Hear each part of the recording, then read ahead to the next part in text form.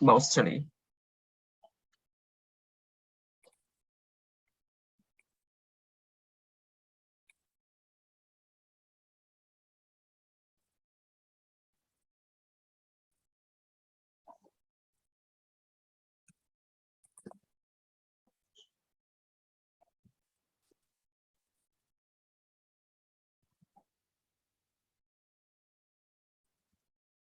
Hi, Britt.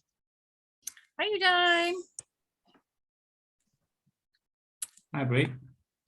Hi, Wei. There's Suzanne. Hi. Hi, how are you doing? Very good. How are you? Doing fine. Well, we are very pleased to have you. Thank you. You share a lot of interest in mangoes. Yeah, I will be talking a lot about mangoes today. And then, of course, we have Udai here, which I think you know well, and she spent time with you. We're very lucky to have her. Oh, yeah.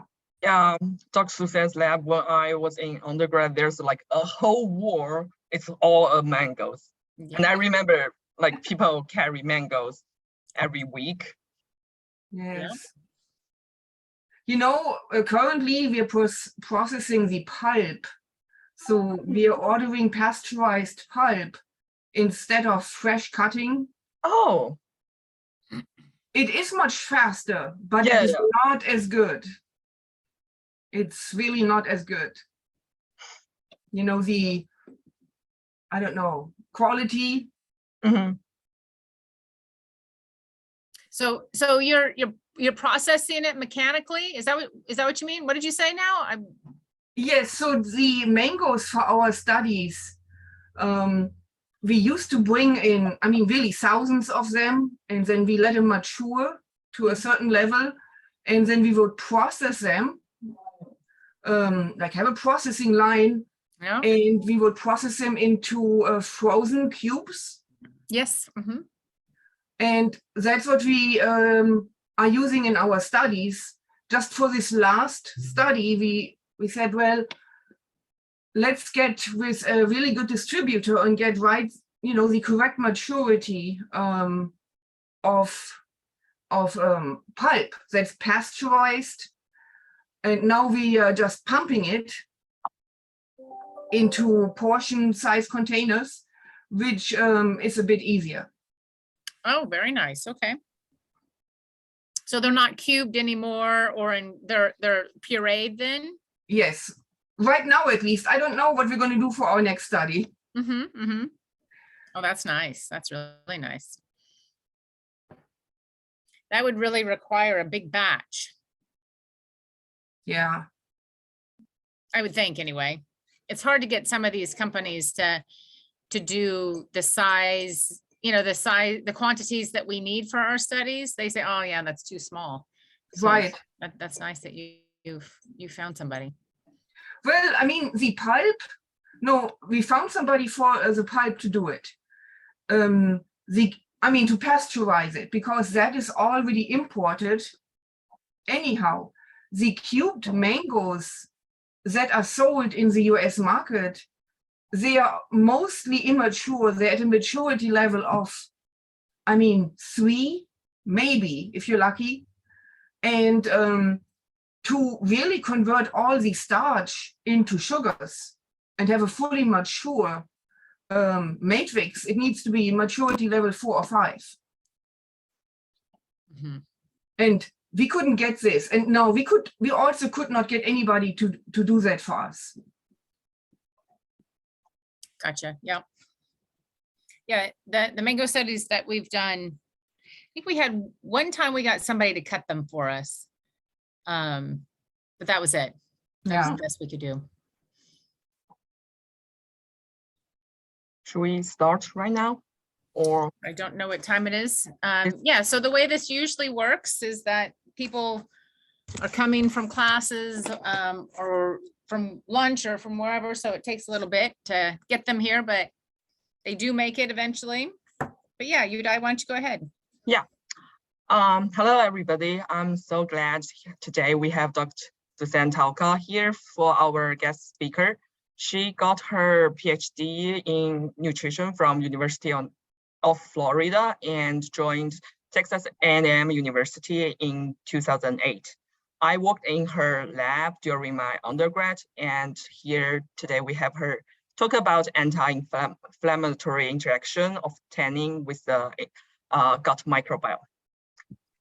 I will let Dr. Susanne to take over. All right. Good afternoon, and thank you so much Oh. for the invitation. Okay, and the hold on. opportunity We're not hearing you very well, Suzanne. No, to present this to you remotely. hold on. I need to check something here. And I don't know. Oh, I have no, then you can't hear me anymore. Give me just 1 second, please.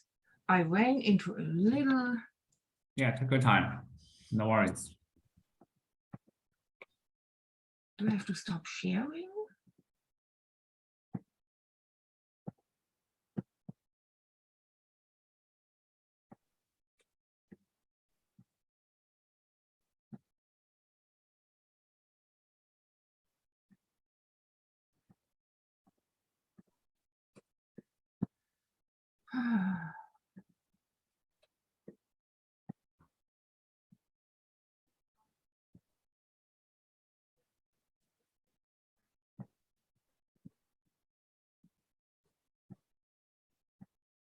So yeah, I think I got it.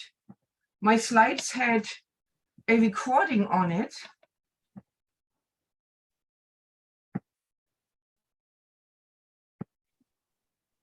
Yeah, I think Cindy is recording the session. Yeah, so I just need to delete that. All right, howdy again. Great. Howdy, as we say in Texas. So today I'm going to talk about mostly human clinical research we are doing at Texas A&M University. And we're working mainly, I'm going to talk about mainly about mangoes today. And I will explain why we are working with mangoes. But first, let me give you just a little bit of a background here. And so as you all know, when we develop food products and dietary supplements, we need to stay away from disease claims. We can publish like that, you know, we can say, oh, this fruit or vegetable has anti-diabetic properties, but then the market cannot really use it. Companies cannot use it, produce board cannot use it, because the FDA immediately would become alert and say, well, wait a minute, you cannot make any claim related to the prevention or treatment of a disease. And so we have shifted our research towards obesity, even though obesity is disease associated, of course. And a wording that the FDA doesn't seem to be too sensitive to is increase resilience to, and then, you know, you fill in inflammation or whatever it may be. So, or improve cognitive function, because impaired cognitive function is not a disease per se, right? Or energy level. Having low energy is not a disease, right? So even resilience to infectious diseases is an area where the FDA is not too sensitive, unless it has to do with COVID. Then they get really sensitive. So it's not all one rule fits one situation. So as you know, obesity is pretty bad, specifically in Texas. So it's easy to do studies in an obese population. And obesity is associated with a whole host of diseases and disease-associated conditions. So chronic diseases will increase as obesity levels will increase. So here's the forecast through to 2030, and it is about 50%, which is, you know, quite a bit.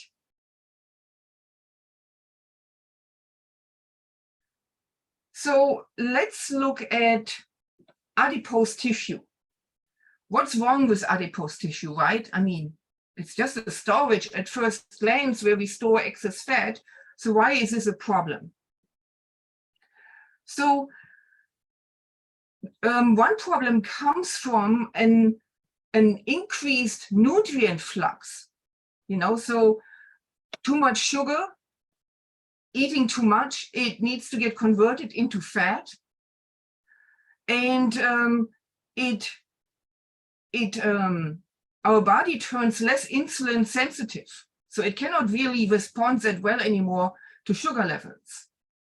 Then often fat tissue is not well perfused with blood vessels, so we have lower oxygen, hypoxia, we have stress, and from there we often get a recruitment of pro-inflammatory cytokines. And so different organ levels are involved in inflammation and cytokine levels in obese tissue. So now we have to distinguish, so what are we wanting to do if fat tissue causes inflammation? We want to eat healthy. Do we want to reduce obesity itself?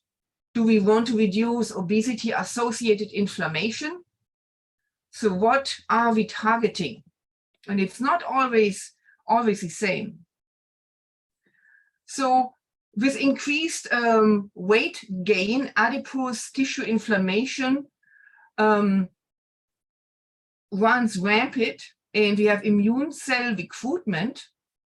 So these are serious level, like when you have an infection, there are different kinds of blood cells that fight that battle, but it's at a similar level, and then it goes on in your body every day, all day long. And so this elevated level of inflammation causes a lot of other problems inside of your body. So, so over 70% in total are overweight and obese. Earlier I showed you the levels of obese only, but 73% are overweight and obese. This obesity,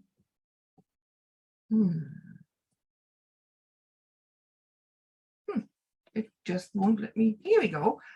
And the obesity is associated with low-grade, at times heavy-grade inflammation, and it can also negatively affect the central nervous system. So how fast we think. Now, I need to emphasize, it doesn't mean you're stupid if you're overweight or obese, not at all. It doesn't affect intelligence, but it does affect to think quickly on your feet. So intestinal dysbiosis is also linked to obesity and aging. And if you have an aging population that's, you know, more and more getting obese, we also have issues with the intestinal microbiota and its contribution to neurochemical biomarkers, interactions with neuroreceptors, interactions with nerves. So dietary strategies include probiotics, which is the bacteria, the good bacteria themselves, or also prebiotics, and that may be mangoes, for example, or other fruits and vegetables. Over time, it doesn't happen overnight, but with some time, we can alter our intestinal microbiome and then metabolize prebiotics better. And this will overall contribute to more healthy levels of these inflammatory molecules in our body. So if we look at bioactive components like polyphenols, we have different types in different fruits and vegetables and teas and spices as well. So these are secondary plant metabolites that protect against pathogens in those plants. So the plants make those for a good reason. They want to protect themselves, but they also happen to be beneficial in our body as antioxidants and anti-inflammatory molecules. So today, we're just going to focus on the hydroxybenzoic acids. For example, gallic acid is a major one that can form polymers of different degrees of connection and size. So when we are talking about beneficial molecules for our body, bioavailability and a resulting activity is often what we need to consider. However, most of polyphenols will not be absorbed. Some smaller ones, like gallic acid I just mentioned, it gets decently absorbed, but on average, the absorption is below 5 to maybe 10%. And larger molecules will not be absorbed at all. Those go into the colon. So you see we have some that are absorbed, go into the portal vein, from there into the liver, where they're metabolized. And within the bloodstream, they're distributed to different tissues, where they then may have an effect. Everything else we have in our intestines, and it is excreted or it is metabolized by the intestinal microbiota. And many microbes, specifically probiotics, really like polyphenols. Polyphenols actually are toxic to many pathogenic bacteria because they're forming like a web with exterior molecules on bacteria, and they kind of trap them, you know. Imagine a fly that flies into a glue tape and is stuck. So if the wrong kind of bacteria gets in touch with larger polyphenols, they kind of get stuck and they can't function anymore and multiply anymore, while many probiotics have actually enzymes that can digest those large molecular polyphenols, and so these are not toxic to them anymore.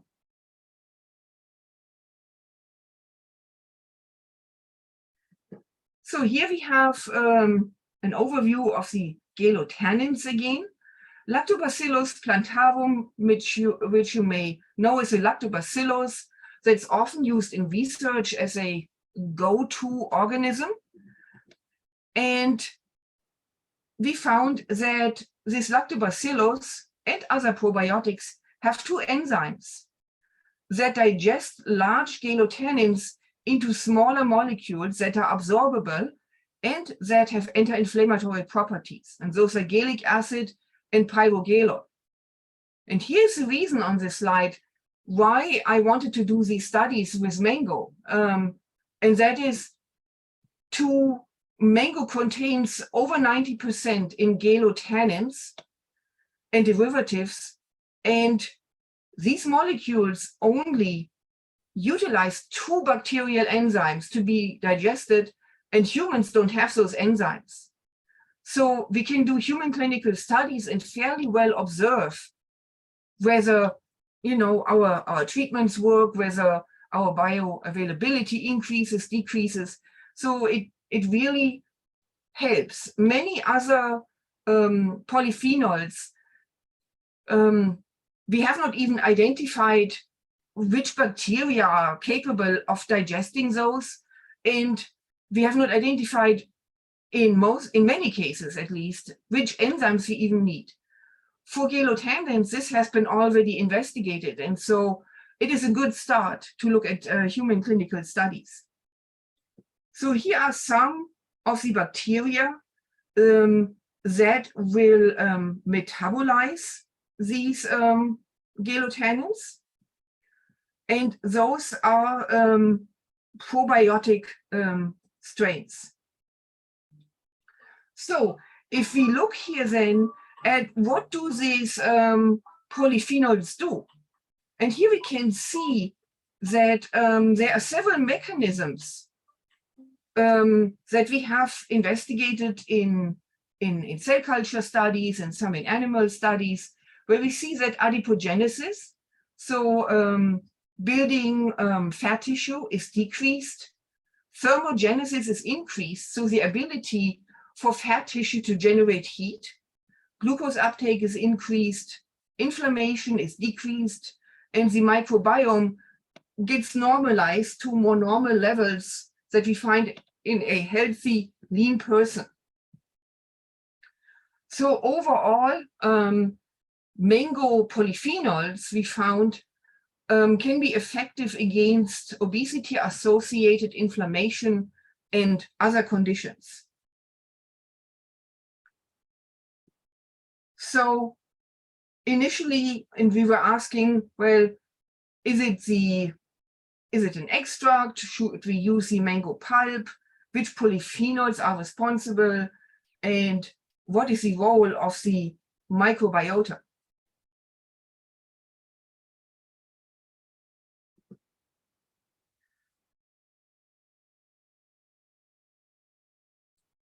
So we did previous studies here, and we found that when we looked at intestinal colitis, we found the AMPK pathway involved significantly, where pyrogalol had a fairly significant involvement.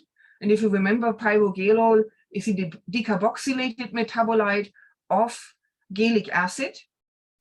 And then in breast cancer related studies, we also found AMPK is involved in reducing proliferation and inflammation and increasing autophagy, which leads to the cell death of cancer cells specifically, but not non-cancer cells.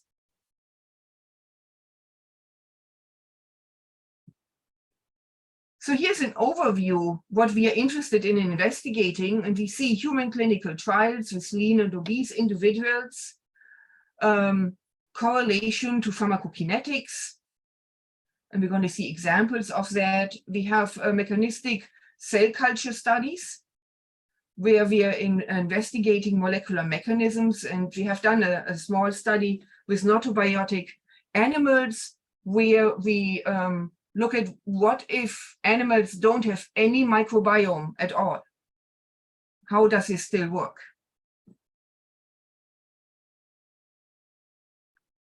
So now, in general, we are trying to improve the absorption of bioactive components, polyphenols, in dietary supplements and also in foods. Now, is this always better? There are lots of strategies that food industry is employing, like encapsulation, nanoparticularization, for example. And just recently, we saw that prolonged turmeric supplementation, and this was from a dietary supplement, not from the diet, increased cases of hepatitis. Now, at this point, we do not know.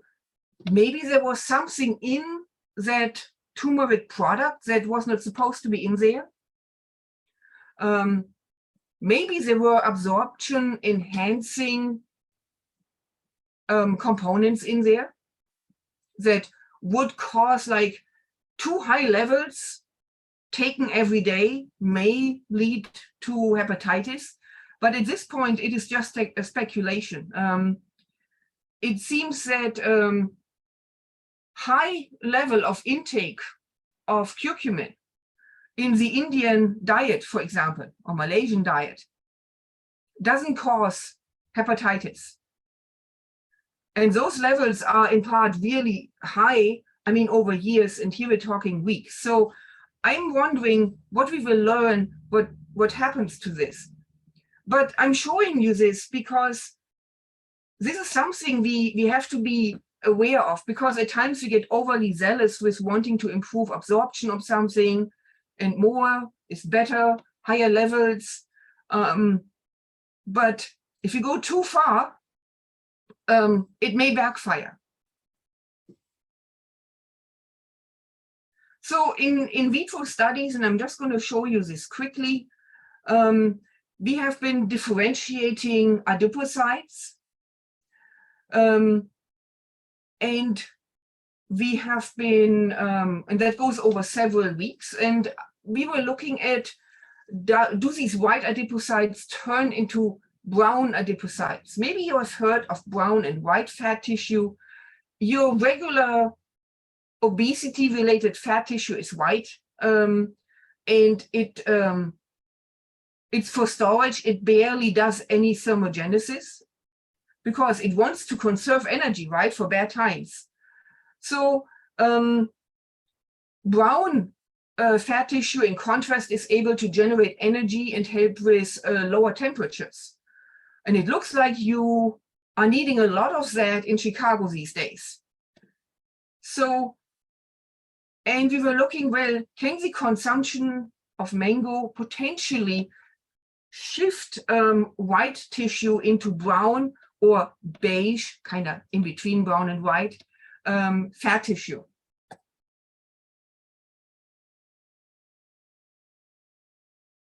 So here we see the polyphenolic compounds of like an entire extract of mango. We see smaller compounds here. You see them labeled 1, 2, 3, 4, and then you see 5, 6, 7. That's like a big hump.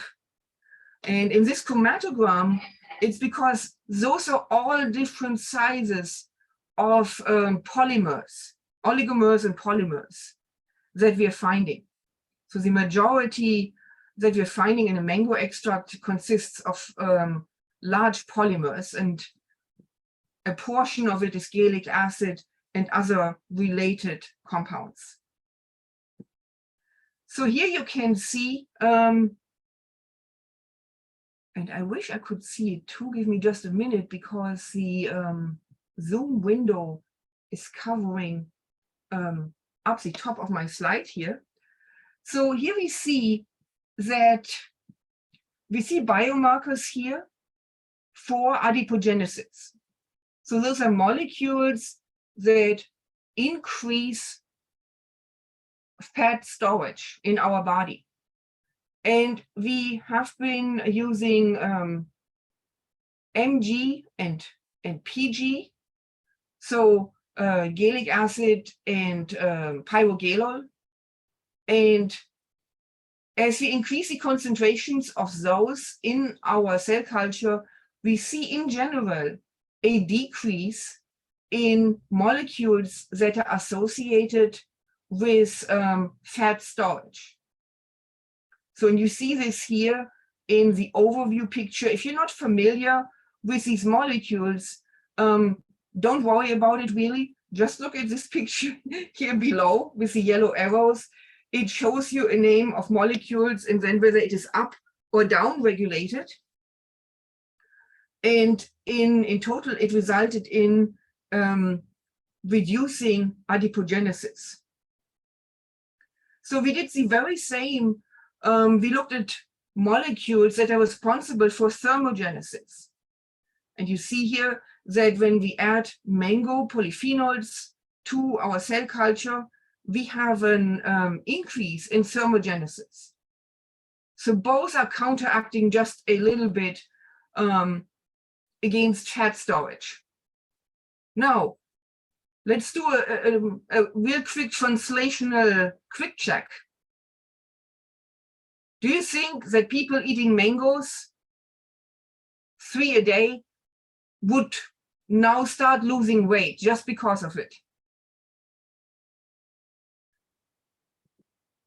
And I don't know whether you are able to answer or I would whether, hope, right? But probably not. yeah, it doesn't work like this. It works actually, as we are going to see here in a minute, in animal studies, it works a little bit better. But you see in cell culture, we're seeing quite impressive levels here. And then when we move into animal studies and from there into human studies, it's not quite as spectacular. So here's the mechanism, AMPK. AMPK is a central switch in our body that regulates energy. If our body wants to utilize energy from our body, AMPK turns on. If our body wants to conserve energy, AMPK turns off, in really crude terms. And so we always like to look at AMPK in our studies. So then we moved this into a not-abiotic mouse model, where we had germ-free mice to start out with. We then incubated some of these mice with Lactobacillus plantarum. So that was the only bacterium that they had. And we gave them, the other animals received saline, so no bacteria. And then we exposed these animals to different diets that contained galotannins.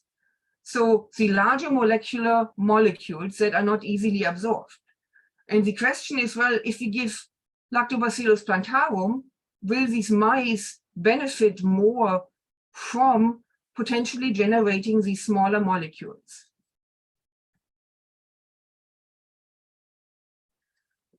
So throughout the study, we didn't see a difference in fasting blood glucose levels, but we lowered levels of insulin, and HOMA-IR is like a biomarker related to insulin resistance in general. So, and we saw significant improvement in those levels. Then we also found that if we add the lactobacillus, we saw that the negative effect of the high-fat diet were decreased. So inflammation markers induced by the high-fat diet were decreased by lactobacillus. And here we're looking at fat synthesis.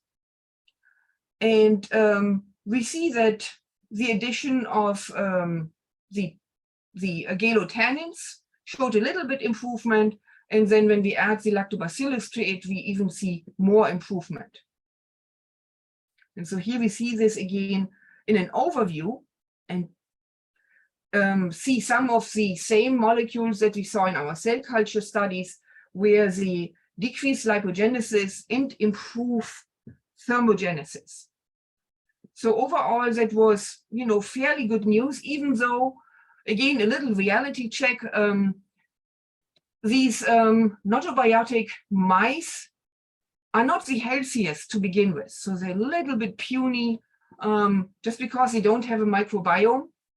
And then we had the animal core facility was not able to give us all the animals they promised us. And so we didn't get animals for the group where we wanted to test pyrogalon and gallic acid. So what if you make this with the lactobacillus versus giving it, instead of the galotannins? Would there be a difference? And so we didn't get to do that part in this study. So here, when we looked at the tissues, we see thermogenesis improved. And again, AMPK was involved, just like we found in cell culture. So in summary, we see here that addition of lactobacillus and galotannins was able to reduce inflammation, insulin resistance, and lipogenesis in mice eating a high-fat diet and improve thermogenesis. So overall, that was a pretty decent study for this short duration. And we may have even observed better results if we would run a study for like 3, 4, 5 months, as some of the aging studies are done. So in a human clinical pilot study then, we looked at only 12 lean and 9 obese individuals that consumed mangoes for 6 weeks. And here you see all these mango pieces that Judai cut. And I mean, I'm not exaggerating. It could be very well be a bag that she processed while she was in our lab. So we cubed it and we froze it, and then participants took it home and ate a bag every day. So in summary, what happened is we saw an improvement in biomarkers that are associated with cardiovascular disease and diabetes. They were reduced by 20 and 18% respectively, but only in the obese group. These levels weren't elevated in our lean group, and we didn't see any improvement, which is what commonly is observed in studies that compare lean and obese individuals. So now we found something remarkable in our plasma levels of gallutinin metabolites. We see that the lean individuals increased their plasma levels over the duration of 6 weeks. However, in the obese group, we did not observe this. What may be responsible for that is maybe the intestinal microbiota. They adapt to what we eat. If we eat lots of fruits and vegetables, they express the enzymes needed to digest these. And it takes a few weeks. And so this process seemed to have occurred in our lean population, but not in our obese population. And this was true for basically most of the bacterial metabolites of gallutannins. And we see it specifically in our graph where we show the sum of all metabolites, like all of them mixed together, added up to each other, expressed as gallic acid equivalents. And we see here the lean group had higher levels to begin with, and they were able to adapt while the obese population was not able to do this. So here we see plasma levels of cytokines, and we see here that we didn't see significant differences for all of them, but we see interleukin-8 and MCP-1 were decreased quite significantly, 46 and 33% in the obese group. And we saw a non-significant improvement of interleukin-10, which increases if it gets better because it's an anti-inflammatory cytokine, and we observed that in the obese group.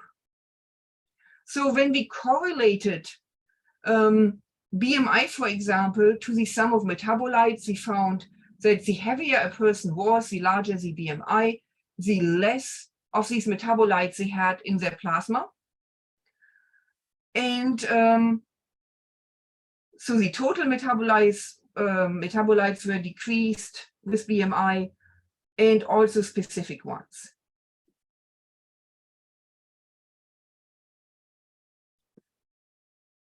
So in summary, in the study, we found that we could decrease chronic low-grade inflammation to some extent, and metabolic dysfunction associated biomarkers in the obese study group, while they seem to have a significant disadvantage in plasma levels of bioactive metabolites. So we also looked at associated bacteria, and it is really hard to look at a population of trillions of organisms and then look at one of them, like one strain, pick it out of that and say, oh, it improved or it decreased. What does this mean, you know, among the entire microbiome if just one of them improves? So a little reality check again.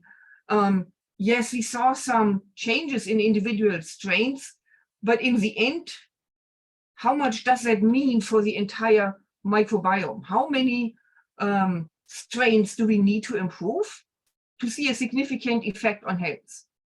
So it's something I don't know the answer. And I work with 2 microbiologists. And when I ask this question, they say, so lots of research ahead of us and very little behind us. So what we found though is, if we say, okay, we don't look at individual strains, let's look at the enzyme activity that we say is responsible for breaking down galotannins. And we don't care which strain it comes from. We just want to know how much enzyme is active in the intestines of study participants.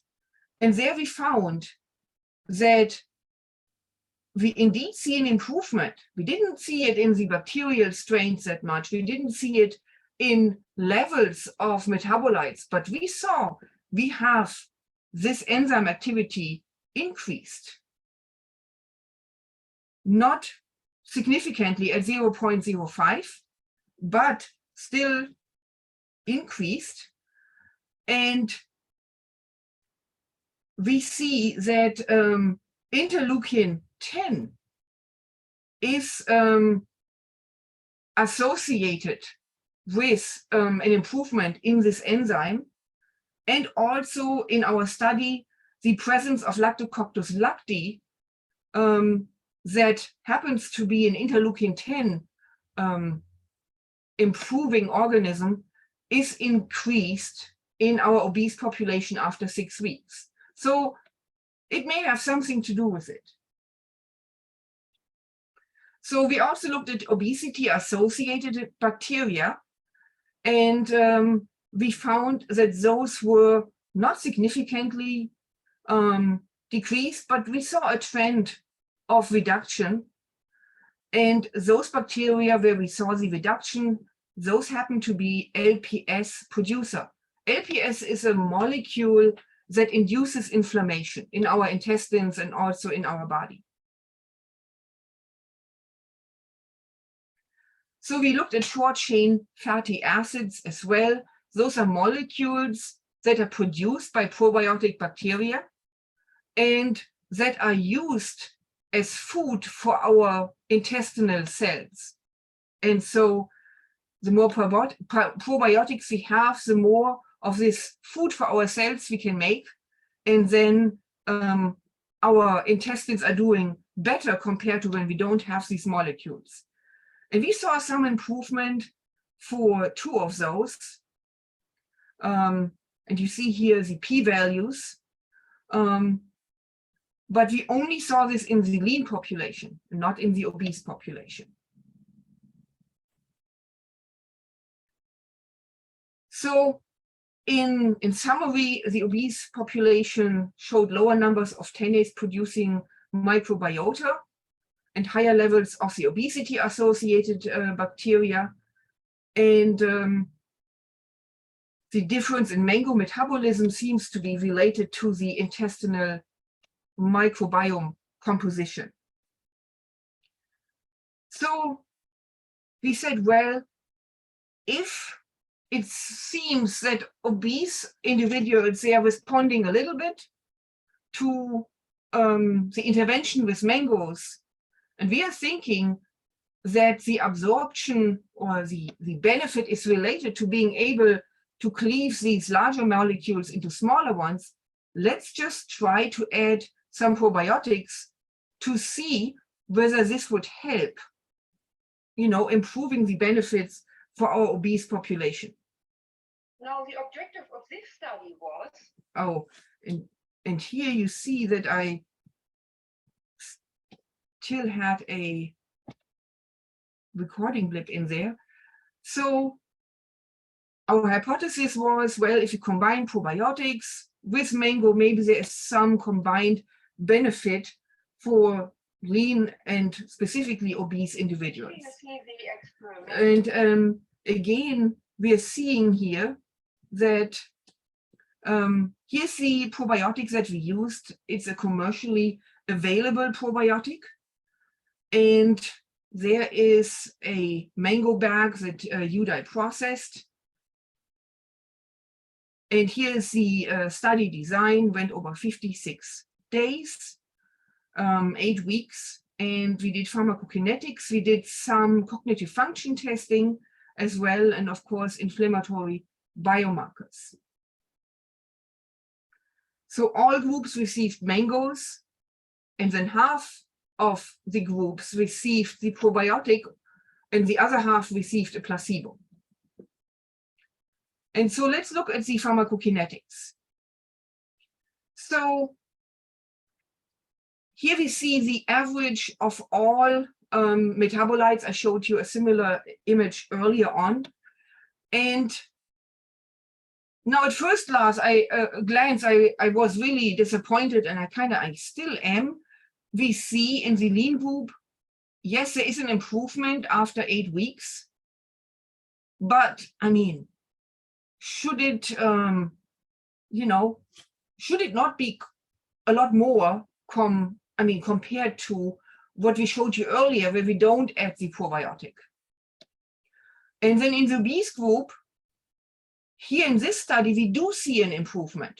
We didn't see this in the previous study. So the lean population, if we just look at it, we don't know what these individuals had, placebo or the probiotic.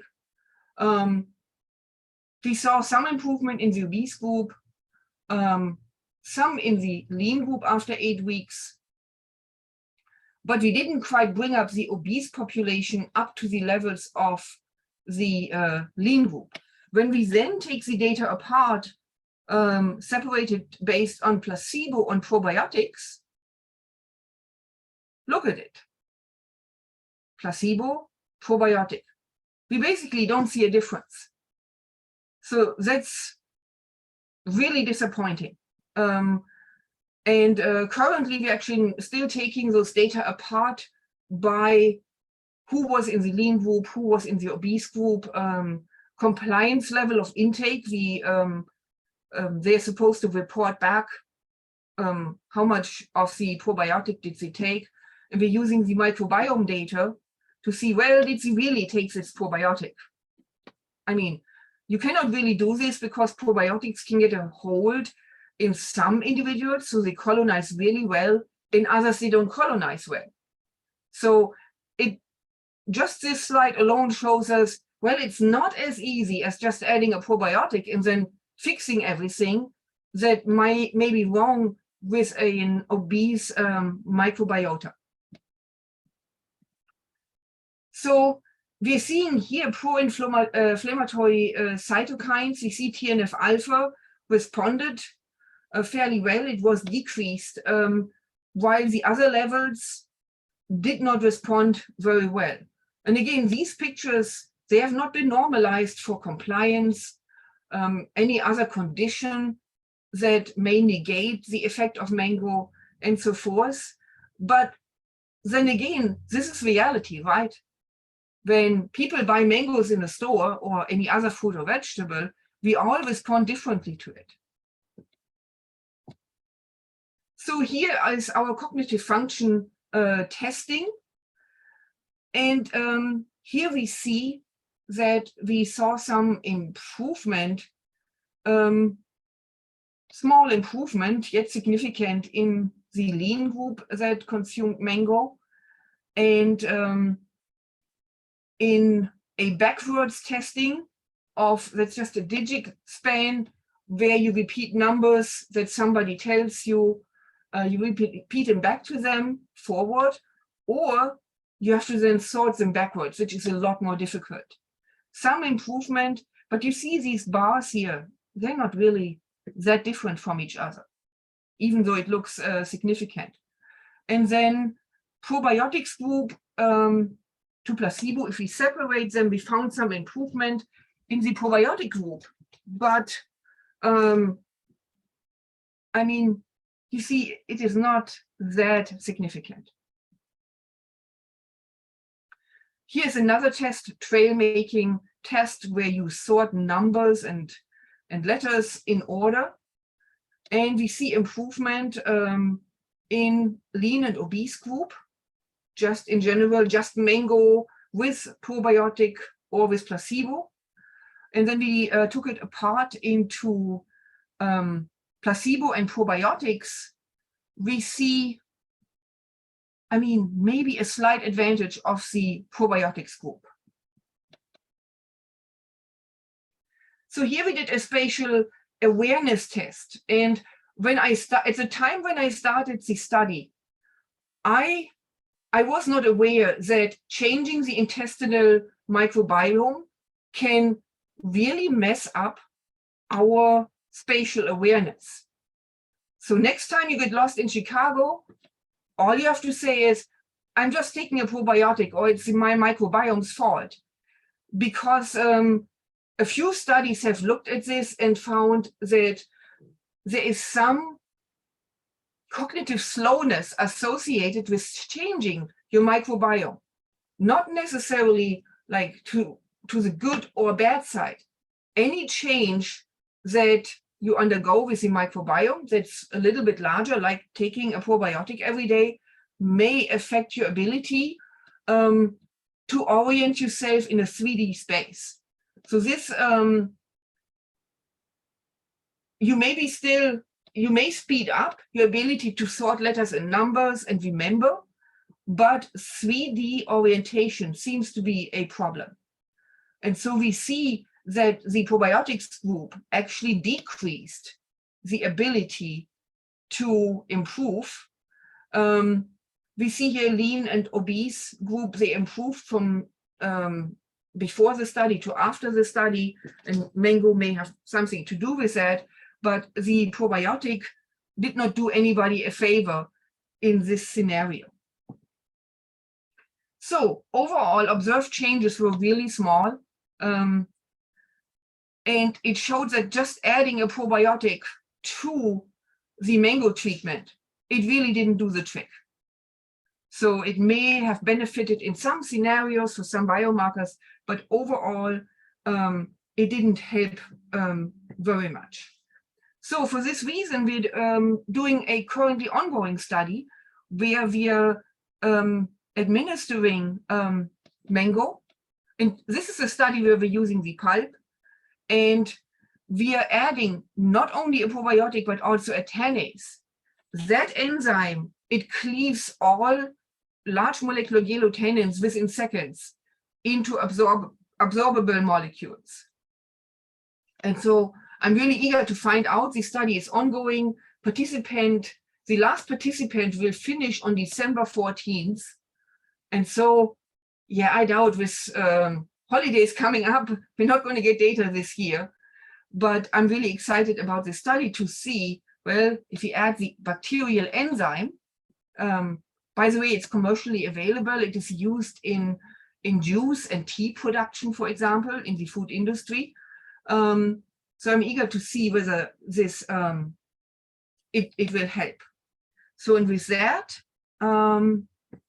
I would like to thank everybody involved. We have students, postdoc, and staff, and then some collaborators within our university, NC State, Baylor College of Medicine. And much of the funding for the research you saw comes from the National Mango Board. All right, thank you so much.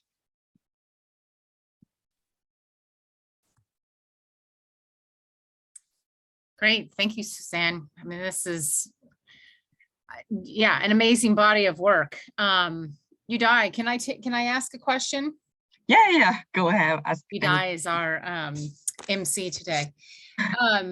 So I'm thinking about, I mean, this is really provocative. I feel like I need to listen to your presentation again. Just, what these microbes are doing for us. And as we modify the composition and then also consider the activity of their, I'll call them individual genomes, right? Do you have a sense, and I'm actually not really sure if, how you were doing it using 16S or whole genome, shotgun sequencing.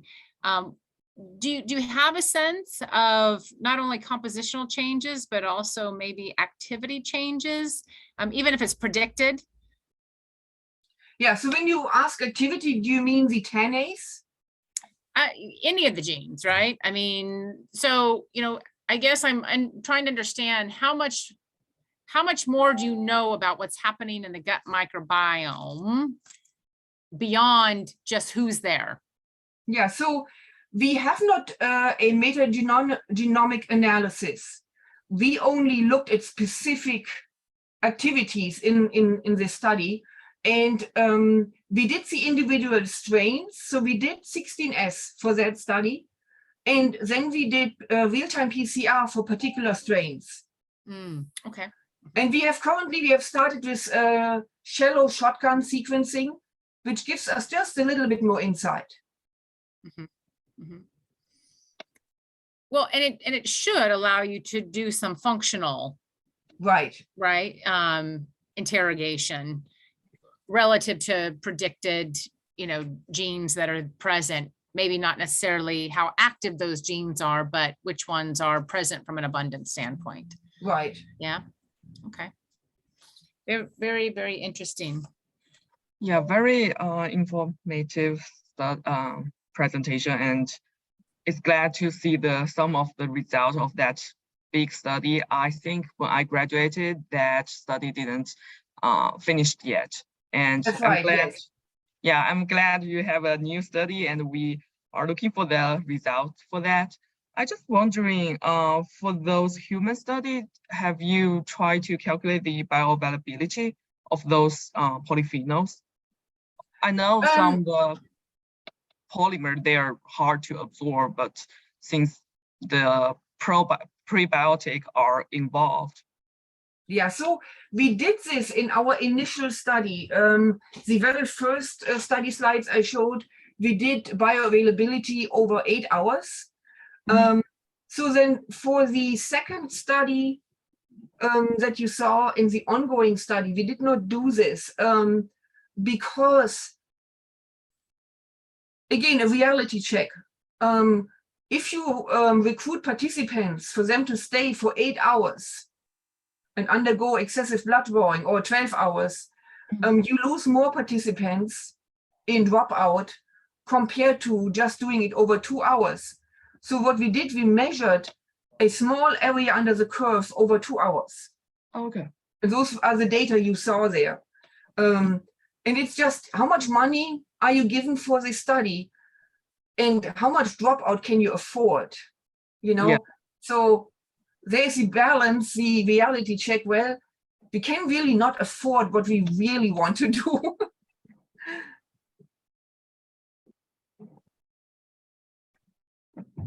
Yeah, follow up with that particular question, Susan. I heard you included 12 lean people and 8 obese people. Is that a typical sample size for this type of study, or is kind of relative? No. That was only the very first study. The second study you saw had 135. Okay. I think we started with 135, and in the end we had like over 20 per group. Okay.